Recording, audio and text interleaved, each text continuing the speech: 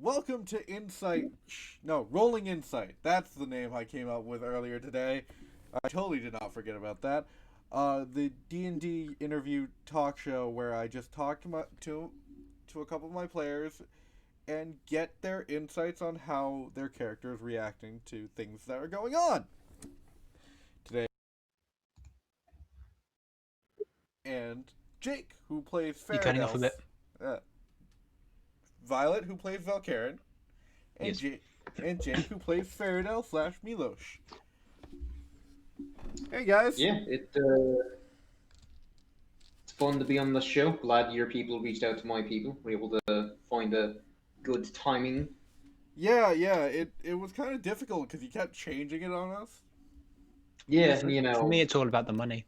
Oh yeah. Well, yeah, like money was an issue, but me was more like filming in Bulgaria, during a pandemic, and trying to fly back.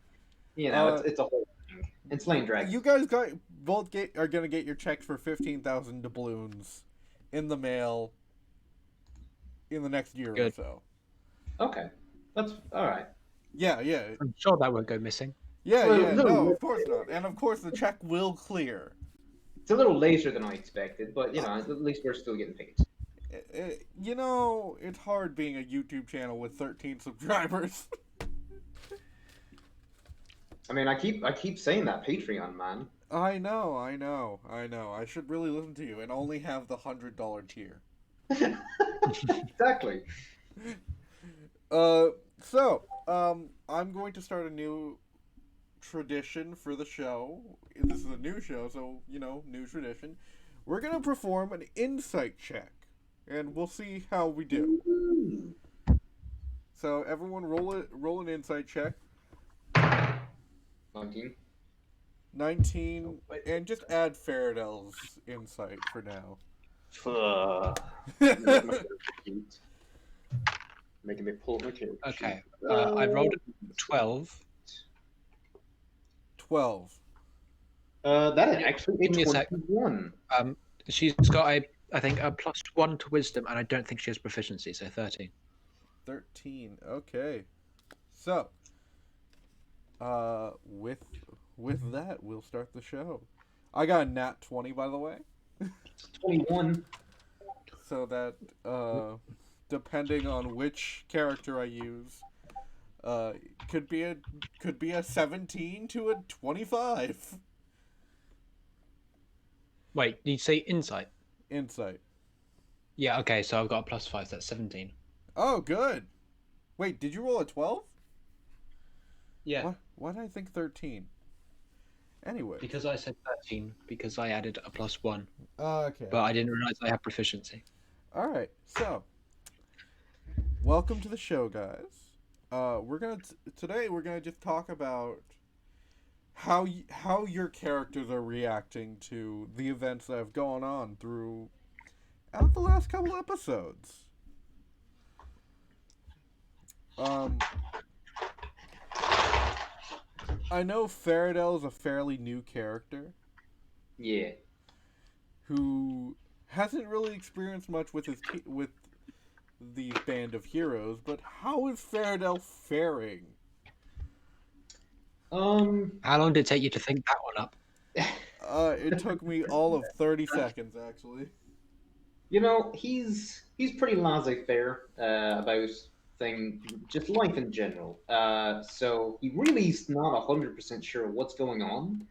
But he recalls that, I forget who, because I don't recall. I'm not, that much of a method actor. But I believe Faradel recalled which one of the companions said that he was like family, and then he was kind of like, cool. That's all I need. We're like family now. So basically, you all, the company, for better or worse, has adopted Faradel. Well, Uh-oh. crap. Ah, shit, we adopted Faradel. Yeah, imagine that's how his family felt too. Except, Eh. not adopted. He's kind of like, God damn, we had this thing. Was Faradel a toker from when he was born? Yeah, probably as soon as he came out of the womb, just, took a huge puff on his joint and was kind of like, goo goo gaga.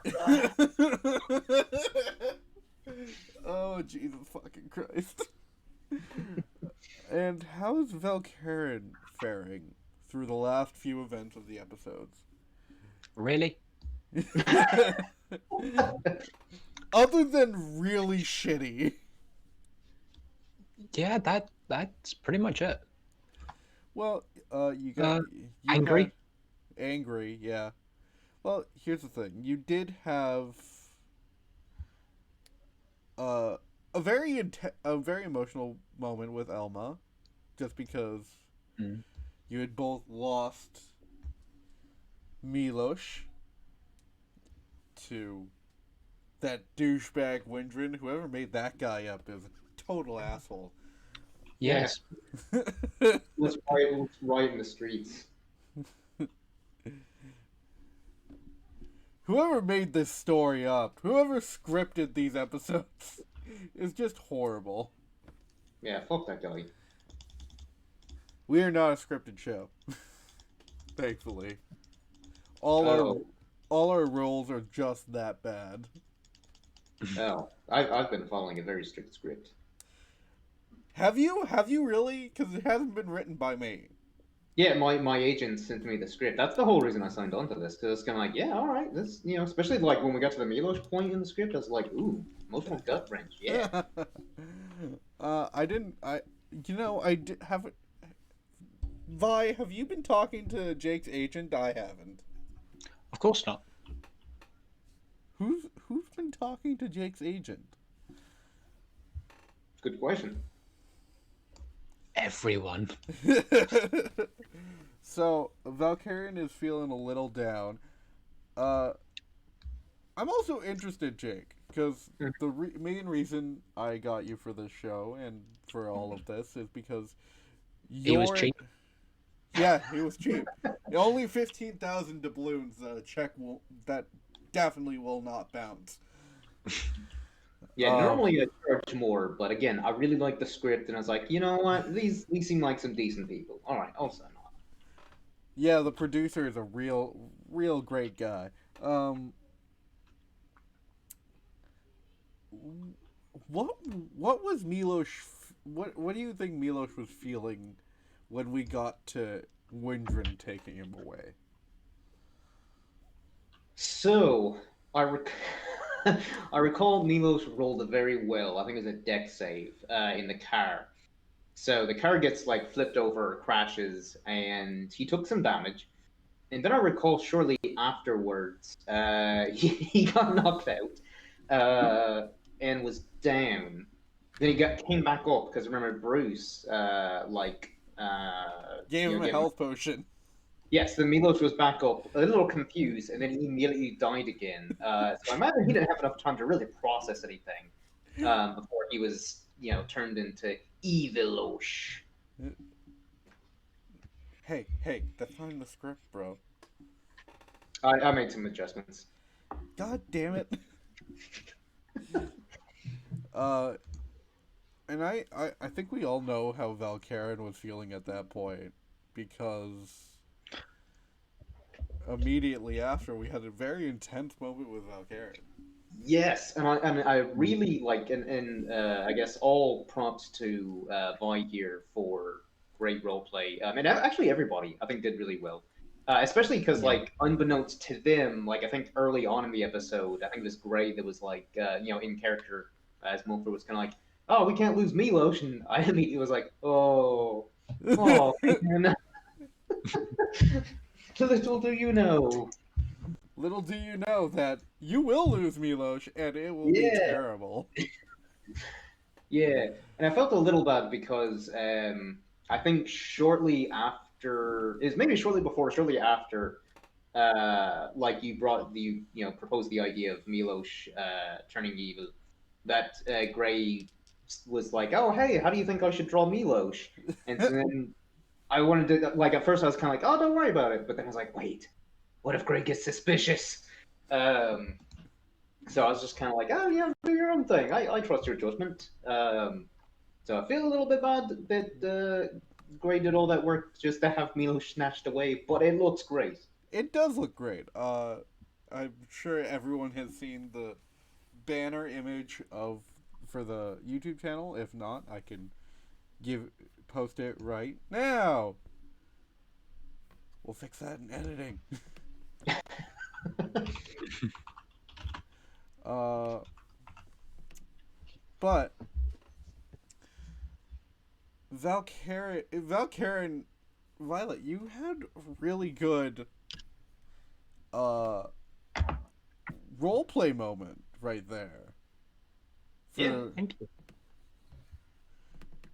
uh, Like I personally have nominated you for an Oscar. I've made it clear for my agents and my people to nominate you as well. So here's hoping. I wouldn't trust that. Yeah, well, the thing is, Val's not, disabled, so she probably won't get an Oscar for it. Yeah, that's horrible. That's Uh, fucking horrible. you know how it goes. Yeah, we all know how it goes. Uh, but yeah, it was amazing role playing with you in that moment of like you needing to find a way to get Milos back. Of course. They're besties. Yeah, and it really showed when we got to that point of like Valkyrian just fucking flying off. Um, how is Valkyrian feeling about Barathol right now? Not great. To be fair, just not great in general. I mean, Um, the Feywilds. Let's face it, Fey are fairly tricky people. was that meant to be a pun? Uh, yes. Yeah. Yeah.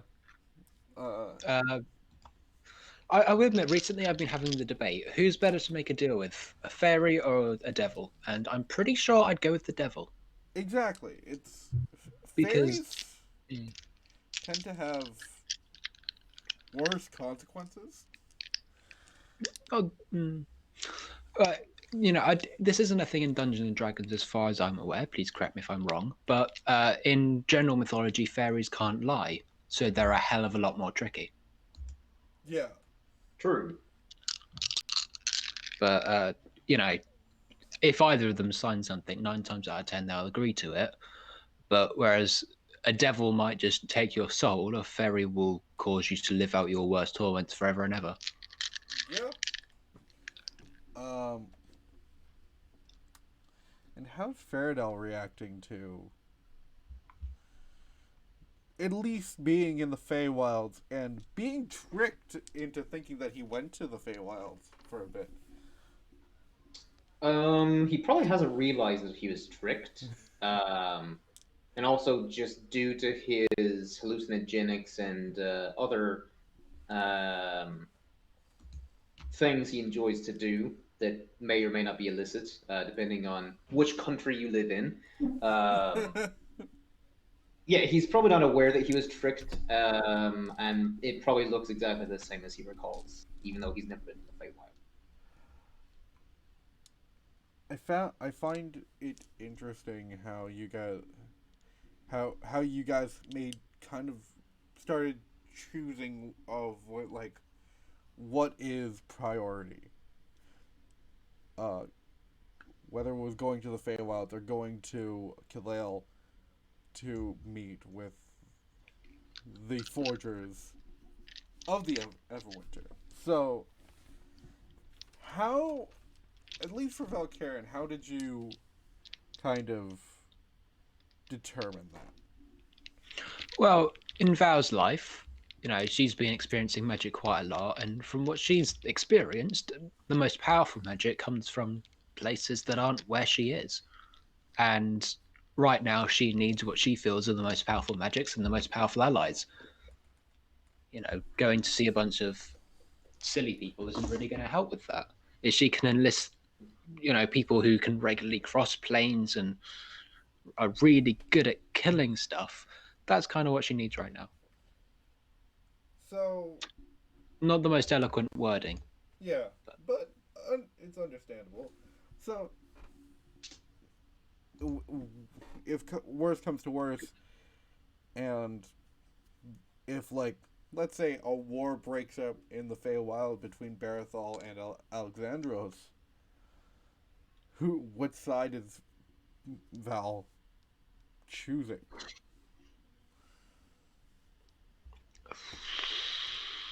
I stop with the difficult questions. I guess it depends on exactly, why the war is occurring, if they have the ability to leave, because a war is just going to waste her time at this point. Yeah.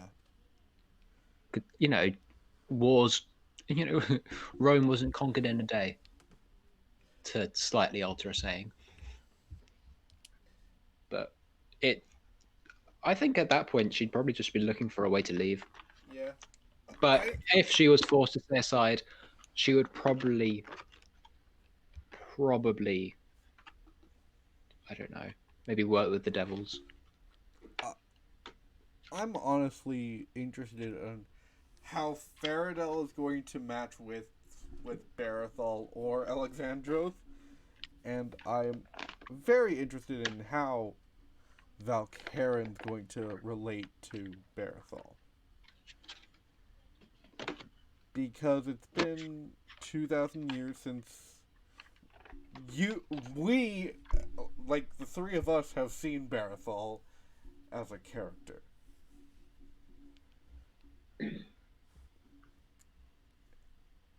So there's a lot of history that has happened since then.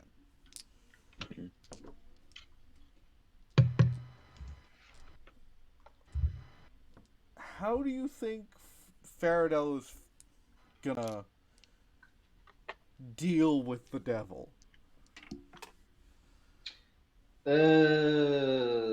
That's the one who basically put him in a cage, right? Yeah, I think it was sliding down the stairs and then put Um, him in a bird cage because Barathol loves his bird cages. yeah.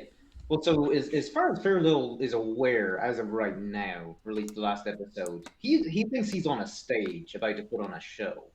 Um, so he probably really doesn't have much of an opinion, like good or bad, towards the devil, other than probably just being like, "Yo, that's like metal as hell." Um, so that's probably his mentality right now. Is he's in a metal cage, um, probably going to reference the Soundgarden song, "Rusty Cage." Possibly even play that song while he's in that cage, and put on a little private show, whether anyone's paying attention or not. I think Faradel's just waiting for his drummer to show up. Probably either that, or he's under the impression that like this whole quest that he's embarking on is just to form a band with Valkyrie, Mumford, and Pelair, and he's just kind of waiting for the time where everyone picks up their instruments, and finally it's like, all right, yeah, now we can like have a jam session. Let's go. I think Polaire knows how to play the flute. Well, we can add some flutes. That's fine.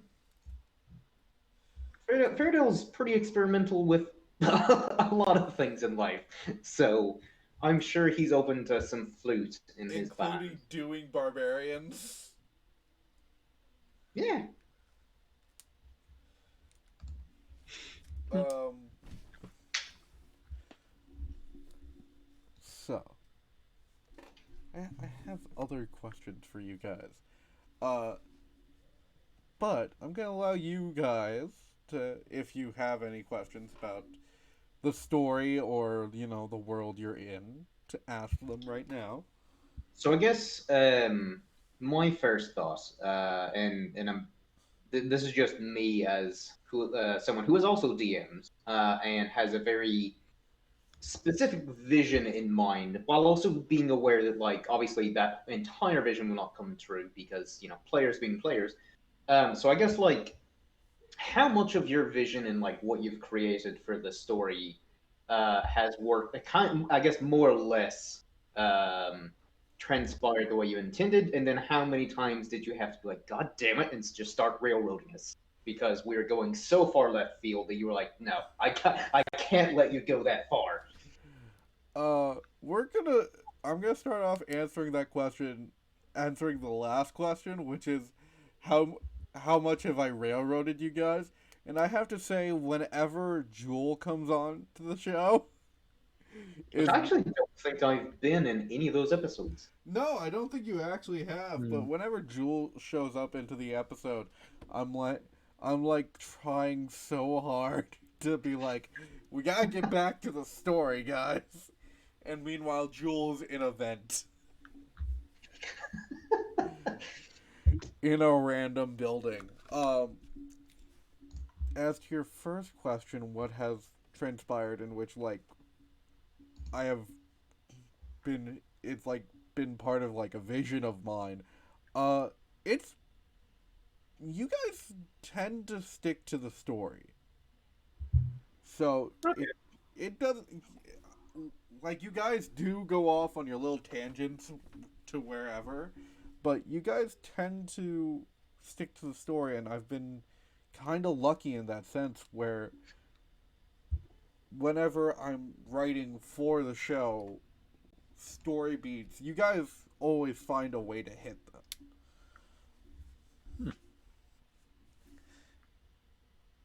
Well done, Os. I would like to thank my family, my friends, um, um, and Odin, because no frost giants left. Thanks, Odin. Um, and and yeah, just friends, family, Odin.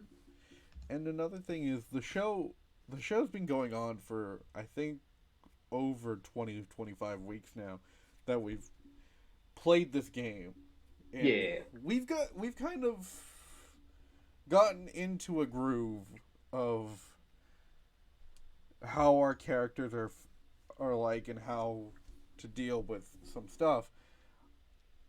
I kind of wanted to throw that monkey wrench of Milos going missing, so one of us could have a character that you are not used to. yeah.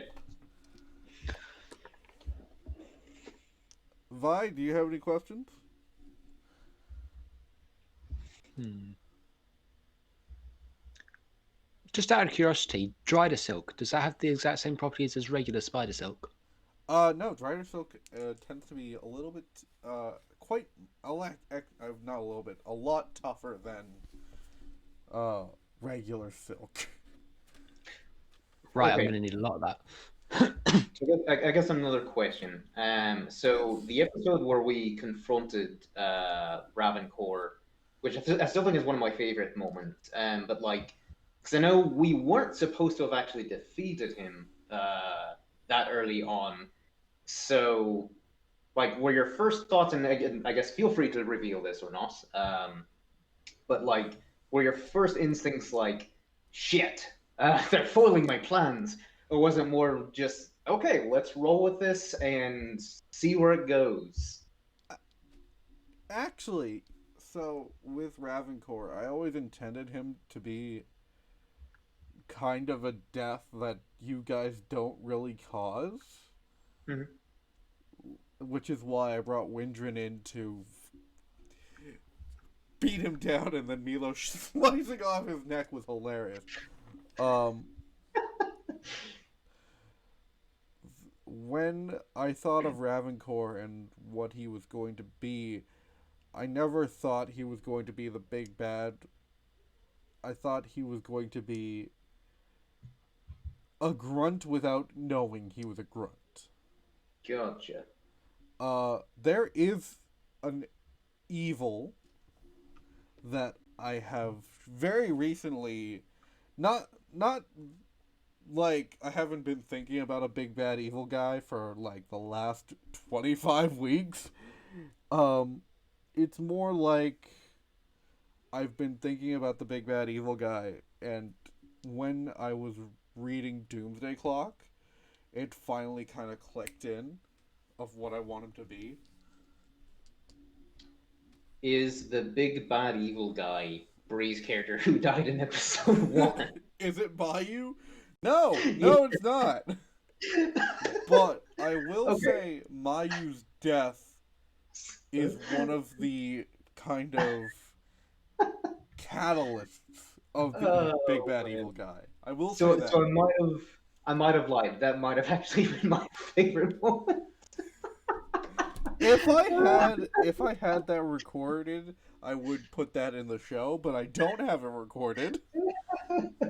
Oh man, that was a laugh. That was amazing. So yeah, we always mention Bree's character's death. Bree's character died by the fact of Bree just being stupid. Which I would, yeah, that was, wow. yeah, which is a regular occurrence for us. But I do have the thought of a big bad evil guy kind of causing things to happen without being directly responsible for it. So there are events in the show and in the story that we've been telling that you think were caused by yourself or somebody else or something, but it just generally was him. So that time that Milos punched that detective's lamp, that was all planned. No, that was not planned actually. Milos still owes that guy an unpunchable lamp. Well, he was gonna get him one until he turned evil, so it'll be a while.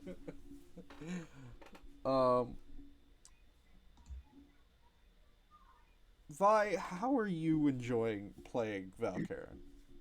I absolutely love it. And it's become a bit of a problem because it's very distracting when I'm trying to do normal things in my life, like wash up or go to sleep.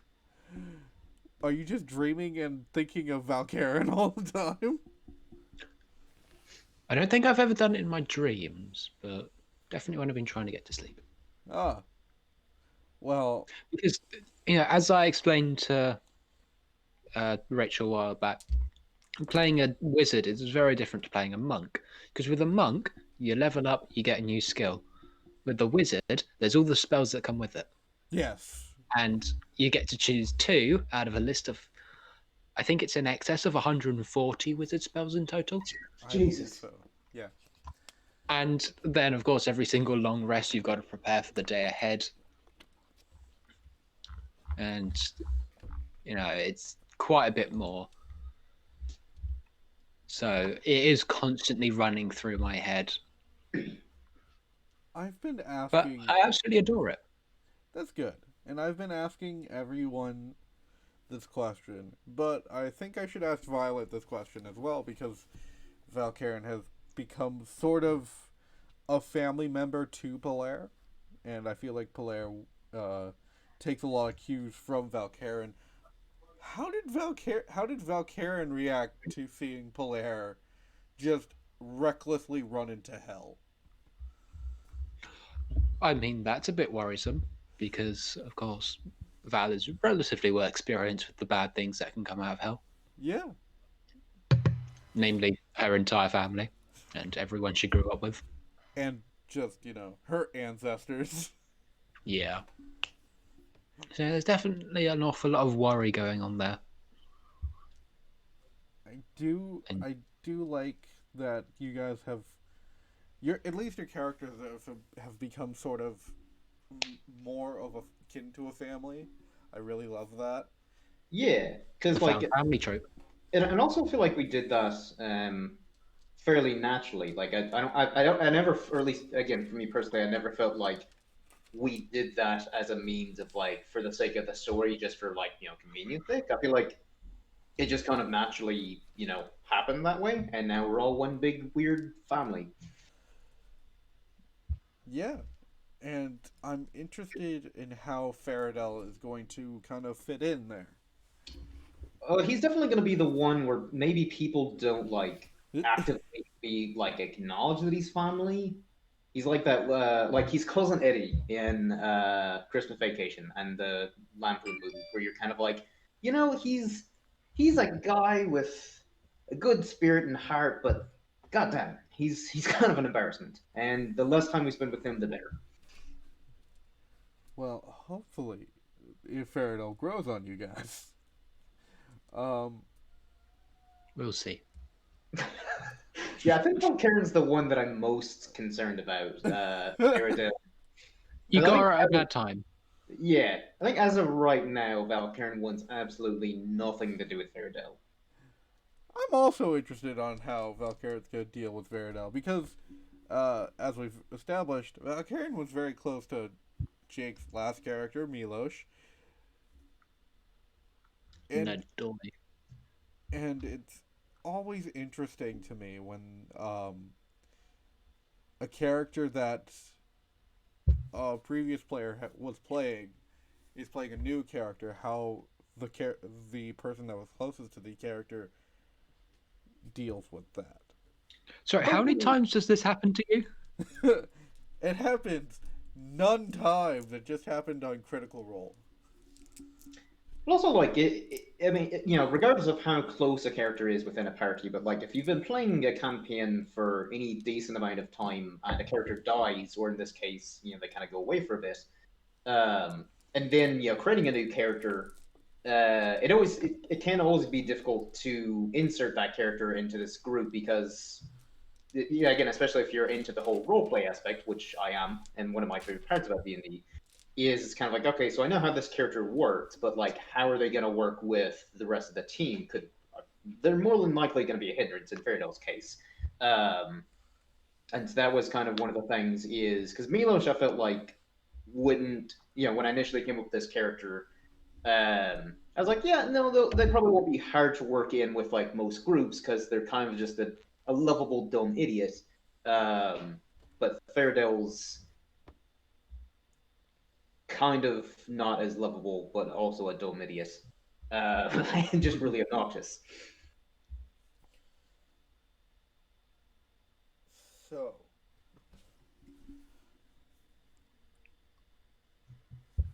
um, Val, your Yes. your current goal is to get Milos back. I'm interested in what Valkyrin's goal was before that. Well, um, at the start of the series, it was, well, pre-series, it was get away from home. At the start of the series, it was, explore the world, see what there is, try and find a place to fit in. She's found a place where she feels she fits in, but to be fair, it's not just Mirage at this point. These are a bunch of very reckless people who get into a lot of fights. So, for the large majority of the series, she's mostly just been following them and keeping them alive as best as she can.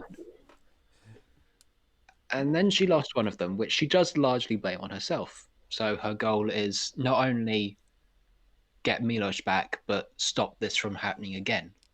Because, the biggest problems they've been having are now because of her, despite the fact she's trying to protect them. All right, Jake. Mm-hmm. What was Milos's goal before he turned evil? So probably Milos, being the simple man that he is, he didn't really have any like ambitious goals of I don't know, like other people. It was probably more just kind of like being the best person that he could to those closest to him. Because again, kind of similar to Valkyrie, where he was cast out from his village initially, and so he was kind of on a search for kind of like a new surrogate family or some kind of new purpose, which he then found with Valkaryn in the game. His purpose and goals, I guess, were just to continue being the supportive, lovable idiot that he is. And what is Faradel's goals? I haven't figured that out myself. Go to Fairyland and see what sort of magic mushrooms they have. Probably. Don't eat anything in the Feywilds. Just don't. Trust me. Don't eat any of the gray falling leaves that look like they're on the ground, but they're like a foot up. So it's like, don't eat those. They will give you the worst high ever. But yeah, that actually is something that like I'm still trying to figure out is what his goals are, if he even has any. Because my first struggle is to find a way for him to fit in the group and not be just the absolute worst. Which I'm still working on that. So I think when I figure that out, that's when I can kind of start building the character up. And also just trying to figure out like what his character arcs could be, and he's not just this kind of one-dimensional. Yeah, he's maybe comic relief every now and then, but the rest of the time is, he's just not that interesting or compelling compared to the other characters. I'm going to have to go for about 5 minutes, but I will be back. All right, sounds good. I will talk to Jake for a bit. All right, Jake, we can talk shit about Violet now. No, I'm joking. So, Jake, you're not used to casters.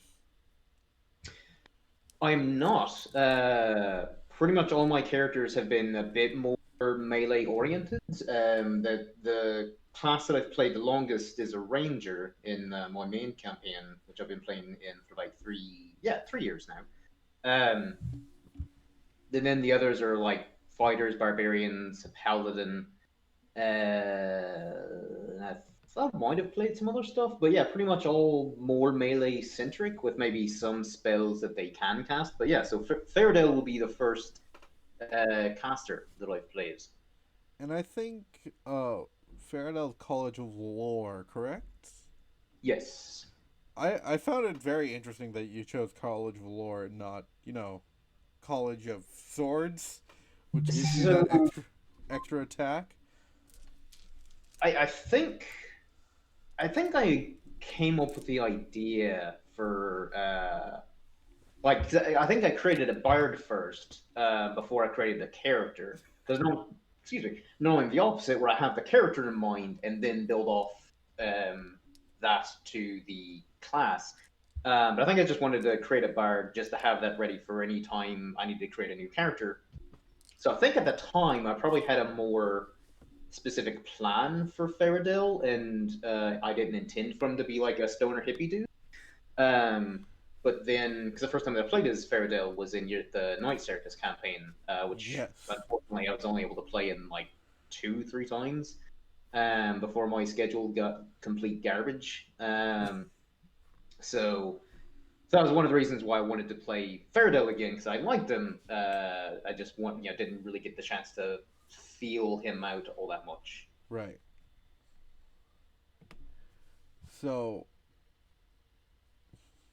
well, at least with College of Lords you get an extra spell. Yes. You don't get that extra attack, though. But College of Lore is a great college. I'm interested in what you're going to do with that Bardic Inspiration. Because Bardic Inspiration, while it doesn't seem like an easy way of getting some RP in, you can totally get some RP in just the way you choose to give out that Bardic Inspiration.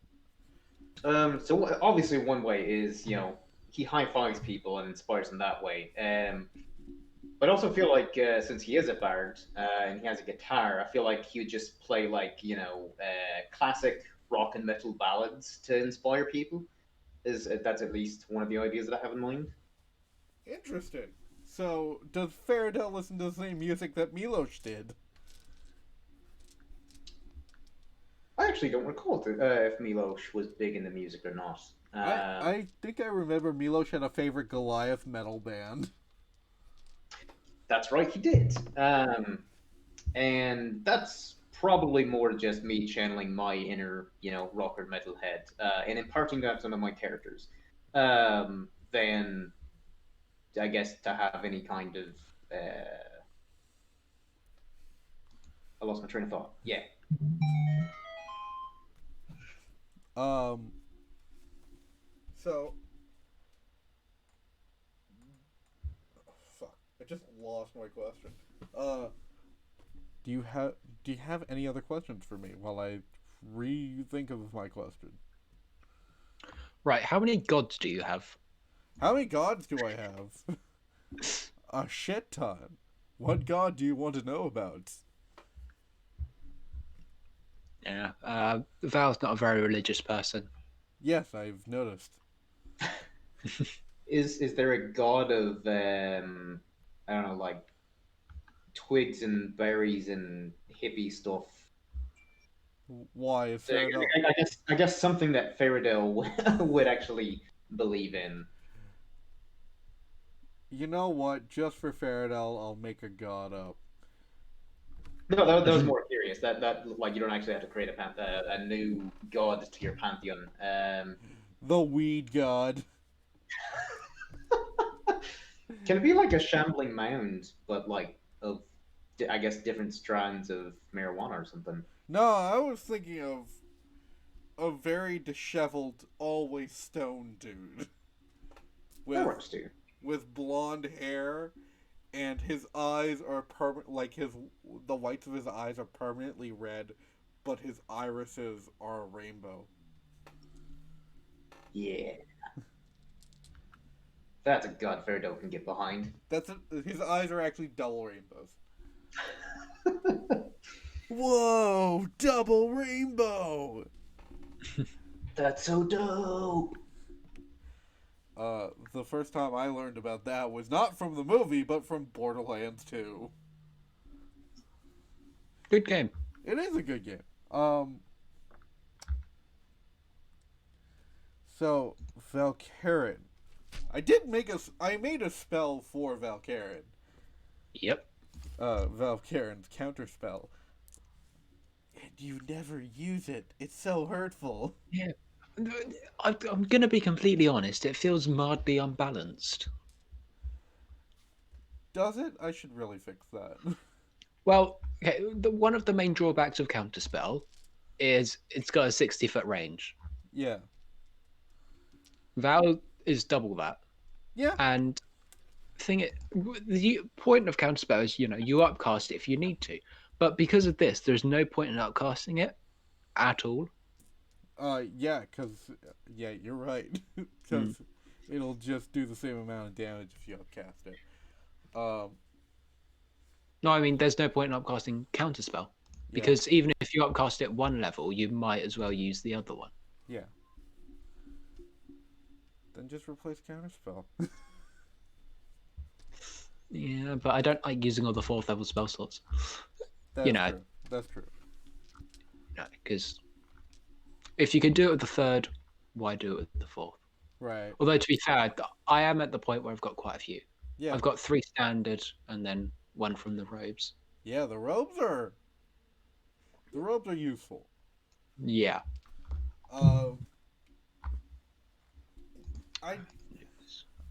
You told me you wanted robes. I'm like, all right, let's make some cool ass robes. Very. Robes are dope. I think I'm going to get Faradel his first magic item in the next episode. A stick. It's the scaff of flowers. I was gonna say it's just a regular stick, but he's so high that he thinks it's magic. It's like fireball, yeah. Oh my god! If that becomes his casting focus, I'm just gonna end the game. Is that a wonder fireball in your pocket, or are you just happy to see me? I don't know, bruh, but I'm about to cast Fireball.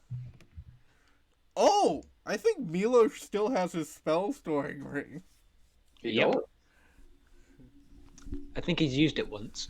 Yes, he has. I think the only spell that I used was Shield. Yes, you did use shield. But yeah, I think Milos has a spell storing ring, which will make him much more dangerous than I remembered. Yeah, but Oh. he can only store up to 5th level spells. Windred Which can is fix. like- Windred can fix that. Yeah, I was gonna say, get ready for Evil Losh. Hmm. All the terrible spells he'll have. It's all the useless spells. Evil Losh cast Bird Call. Check, check. I am a sparrow. I mean, I just think it'd be quite funny if he, cast Legend Lore or something on us. Hey, I gave you legend lore just because I needed something for exposition. And you don't have the talking book anymore. I don't have the talking book. The talking book is now has shut the fuck up. Good. But yes, I do believe that that Faradel will get his first magic item. Interesting. What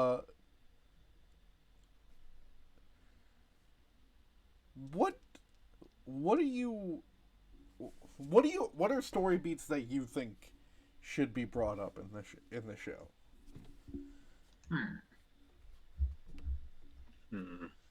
Mumford's crippling sex addiction. The thing is, though, it's like Coyote in Legends, he had 4 wives because males were very rare on his planet, and the Jedi Order specifically allowed him to go out and have sex with them to produce more children. Yeah, because again, normally, that's obviously a big no-no for the Jedi Order. But since I also think, if I recall, his race was also near endangered or extinct or something like that. It's because males were very rare. Yeah, so that was like the one exception. Was kind of like, so normally, like, we're like the Catholic Church. You can't have sex, but you're good, dude, because you're fine. I also seem to remember that the guy had a heart in his head. Yeah, I think so. Not so sure. I just know he lays, and it's similar thing with Mumford. He's a male lion. He has needs. Yes, but he has the love of a god currently. So I guess and I don't know how much of this is like been planned or if at all. But I've noticed a bit of a connection between Sam and Palaire. So Yes. I'm curious to see if that develops a bit. Well, it honestly seems like it's developing already. Well, or yeah, I guess I should have said develop further. They definitely feel like they're the two teams that just kind of realize they're attracted to each other. So they're kind of like, how do we go about this? And being kind of like awkward. Which, let's face it, kind of normal. What are you talking about? When I was a teen, I was like the fawns, man. Just Don't lie to me, Jake. You don't know me. You look nothing like Henry Winkler. I never said I looked like him. I was just like I exuded the confidence, wearing leather jackets, the shades, stacking jukeboxes. Don't I was lie to me. a total jock in school, guys, as I'm sure you all are all very much aware, viewers. I don't think Violet believes you. I'm just gonna say, roll a deception check. That's Faradel.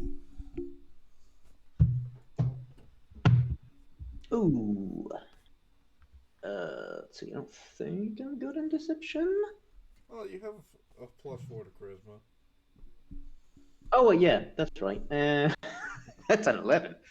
An 11. Hey, Vi, do you believe him? Yes. uh, Let me just roll deception. yeah. Insight. No, the deception was saying yes. Oh, okay. 13. Uh, Faradel, roll insight just for fun, for the fun of it. That is a 16. Uh, Violet is clearly lying. Or am I? Secrets don't make friends, bruh. I don't think Valkaryn wants to make friends right now. No. She's just out to lower her enemies list, not expand her friends. I mean, But her enemy list is, I think, one person. well, depends. Is the dungeon master somehow on that list? No, I was going to say we'll see how Faradel acts. But what was I going to say? Oh yeah, part of her endgame is expanding her friends list by one because I do really want to plane a bind Windrun, and then just I don't know, make him clean the floors. Well, I mean, planar bind isn't like that bad. What do you mean? Well, it's not like you're controlling him, so he can still. Yeah, He can still with planar reach. bind, they have to obey all your instructions to the letter.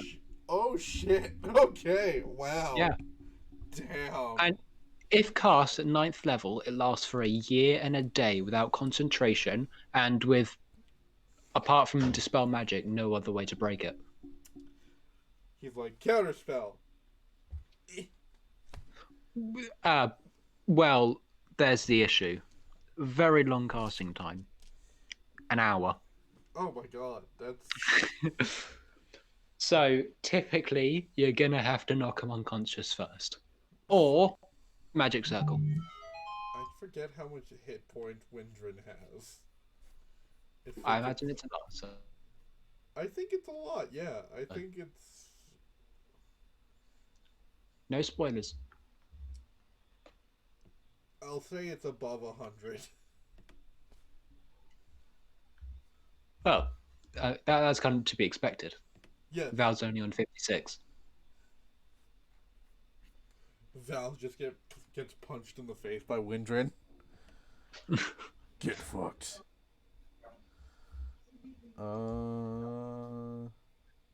It is definitely over 100. Yeah.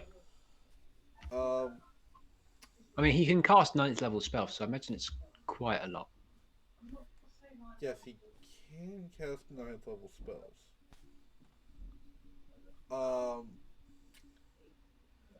also have I have another question for you guys. Mm-hmm. Are you at all interested in why the Feywild seems to be decaying? No.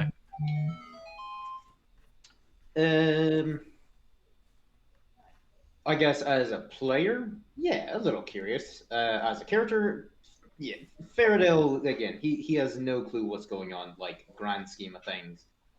He basically takes it not even like a day at a time, probably more like every like half hour at a time.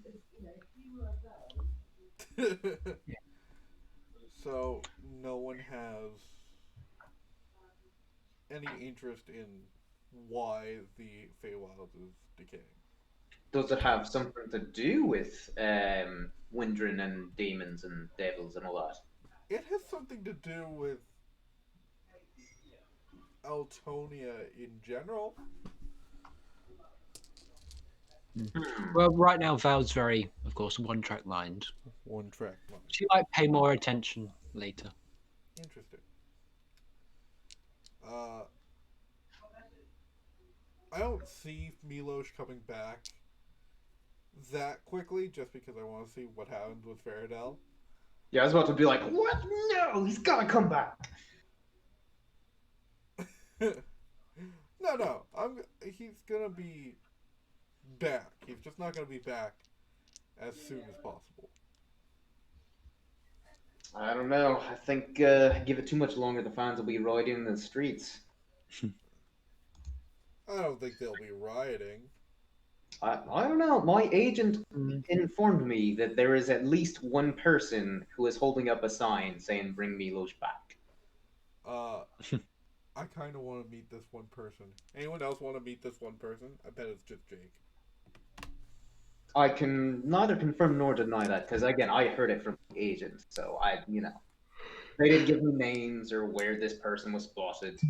They just informed me that that's what they heard. Uh, hey Violet. Hmm? I think Jake's agent is Jake. Oh, absolutely, yeah. What? Nah, no, come on, guys. Like, I'm a professional. I actually have an agent and people like hair and makeup. That's why I look so nice before we record. 'Cause, I got to go through like hours upon hours of makeup. Because I'm 87. I got to look like I'm a young, fit, late 20 something year old. Does he know that we don't show our video? Hmm. I mean, we Well, can, but we don't. all that time wasted. Yeah, no one told you to do it. Well, I'm that committed. Okay. I know I said earlier that I wasn't a method actor, but I lied. I'm Oh like my when I god, played. you're toking up every day? What? You're toking up every day? Yeah, I've started since I played Faradel, but before when I was Milos, I was like I bought some stilts. I learned how to walk as someone who's 8 feet tall. I bought a battle axe. Started adventuring for a little bit just to get in the spirit. I completely forgot how to speak English, just that way again I could further immerse myself into the character. Um, well, I wish my people informed me that, but no worries, no worries. It's in the past. Moving on. I feel kind of bad. Nah, it's all part of the experience of an actor. I mean, you've heard the stories of people locking themselves in rooms for ages just to get in the mentality of someone crazy. Yeah. Yeah, not Jared Leto. That's the wrong Heath, guy. Heath Ledger. Yes, Daniel thank you. Day-Lewis. And one time in my drama class, we all had to play these like criminally insane children. So the entire class just followed me around for a week and copied what I did. Huh. That sounds actually pretty horrible. I am joking, but Also, kind of not. yeah. Well, I had to play 2 characters. It was a nightmare. Oh wow. Oh yeah, I went 2 years without ever playing just one character in a play. It was That sounds impressive. really annoying. No, wait, 2.5 years. Still sounds pretty annoying, actually. Yeah. Whoops. What did you drop? My dice container thingy.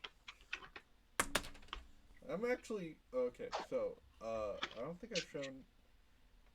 I don't want to spoil what's gonna happen next week, but I kind of wanna talk about it. So next week we have a new setup for the episode. Hmm. All the players have seen it, Have I? including Jake. Yeah, that was one of the first things my people showed me before we recorded. Am I your people? Is that what's happening? Yeah, I mean, like you kind of represent me a little bit, like within the D&D world. Like I'm kind of a freelancer. I don't think I got paid for it. Yeah, because you didn't sign a contract. I'm gonna need to look at a contract. There is none. Okay. At least between me and you, like my people, yeah, there's contracts, but yeah, I just figured, well, why bother? That just adds a whole other step to this, it's unnecessary. No. I think we're gonna need to start looking at contracts. Anyways, moving on. What was the next question? The next question is why aren't you paying me? No. The next thing is we're just gonna talk. I just want to talk to you guys about the new setup because we now have a 3D space where we got figurines, we got creatures that we can see now. I'm looking forward to it, so that way I can actually see what's going on. First of all. Well, we can invite you to Roll20. I want to point that out. Did I ever get an invite? No. Yes.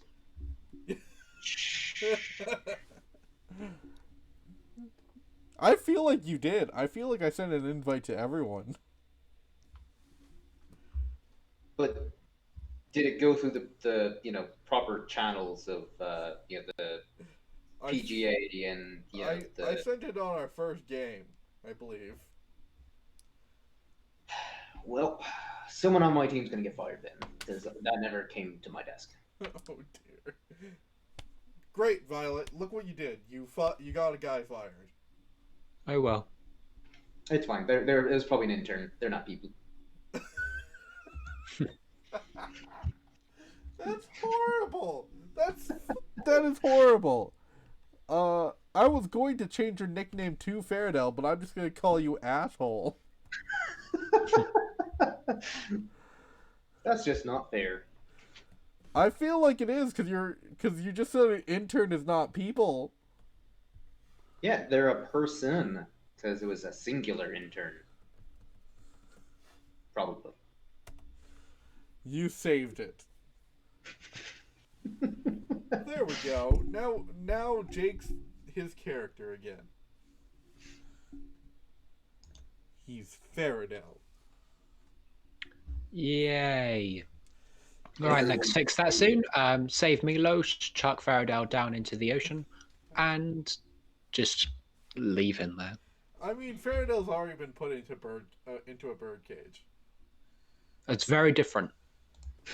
Do you know what the ocean is? I know in Canada it's just like all frozen over. It's not frozen over, dude. We've got lakes. Sure. We've got Great Lakes.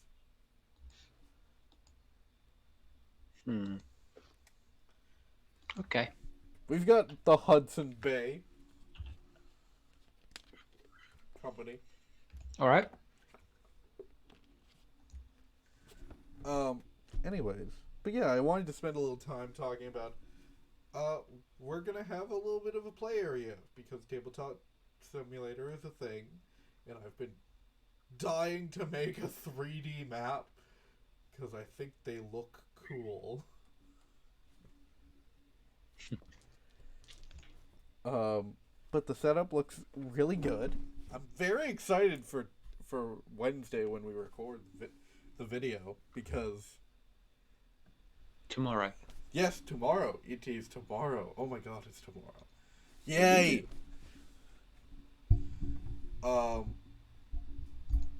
I'm interested. Is there anything that you are kind of any type of battle or map that you're kind of hoping that will be created when because of tabletop simulator like No. no cool visuals? No. I guess I'm I'm looking forward to it, but yeah, there's not like a particular type of terrain or environment that I'm like more jazzed about. I'm kind of more just anxious to see what it looks like. Yeah, in general. Volcanoes. you want to see a volcano? I could probably make I decided on volcanoes. I could probably make a decent volcano.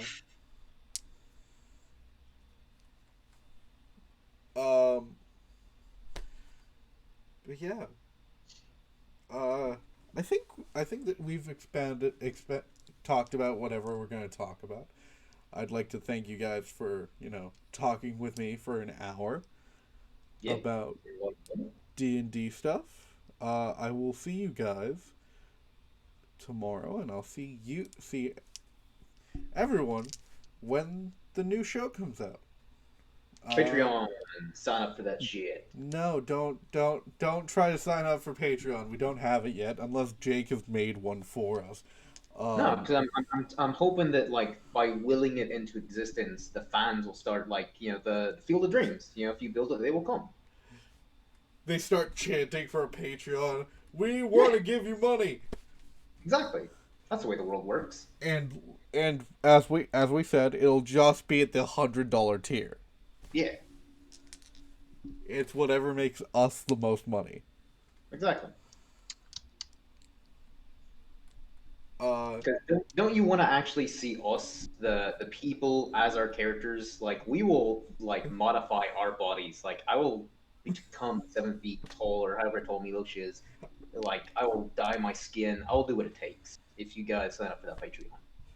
and I will be me with a book. Yay! um, but yes, like, comment, subscribe, share this video with all your friends so we can get some traction. And And Patreon. and we can hit that monetization button. It's 1,000 subscribers. We need 1,000 subscribers. We're getting there. Slowly but surely. But yeah, I'd like to thank everyone for watching the premiere episode of Rolling Insight, and I'd like to thank my two players who are great enough to join me and are excited enough for the story to learn more about it. And Hell yeah. I will see you guys next time. Peace.